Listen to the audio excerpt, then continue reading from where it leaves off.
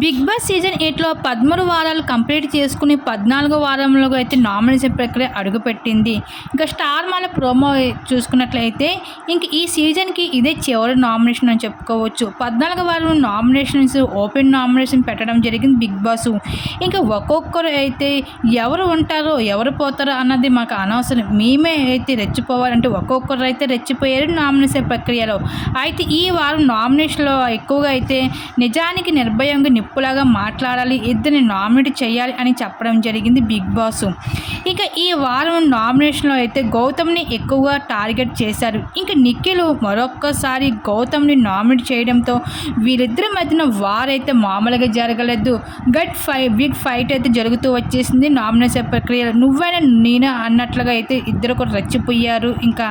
ఇక ఇక్కడ ప్రేరణ వర్సెస్ గౌతమ్ మధ్యన కూడా బిగ్ ఫైట్ జరుగుతుంది. ఎందుకంటే గౌతమ్ ప్రేరణ నువ్వు ఫౌల్ గేమ్ ఆడావు, అందుకే నేను నామినేట్ చేస్తాను అని చెప్పడంతో ప్రేరణ ఒప్పుకోపోవడంతో ఇక్కడ ఇద్దరి మధ్యన గౌతమ్ ప్రేరణ మధ్యన కూడా బిగ్ ఫైట్ అయితే జరుగుతూ వచ్చేసింది ఈ నామినేషన్ ప్రక్రియలో.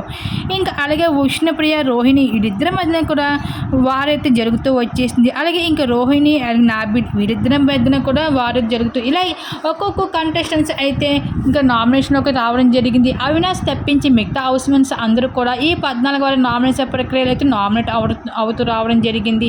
మరి ఈ వారం ఎవరు బిగ్ బాస్ హౌస్ నుండి బయటికి ఎవరు వెళ్తారు అన్నది మరి చూడాల్సిందే. దీన్ని మీరేమనుకుంటున్నారు, మీ అభిప్రాయాన్ని తప్పకుండా కామెంట్స్లో షేర్ చేసుకోండి. అలాగే ఈ సీజన్కి ఎవరు విన్నర్ అనుకుంటున్నారు, మీ అభిప్రాయాన్ని తెలపండి.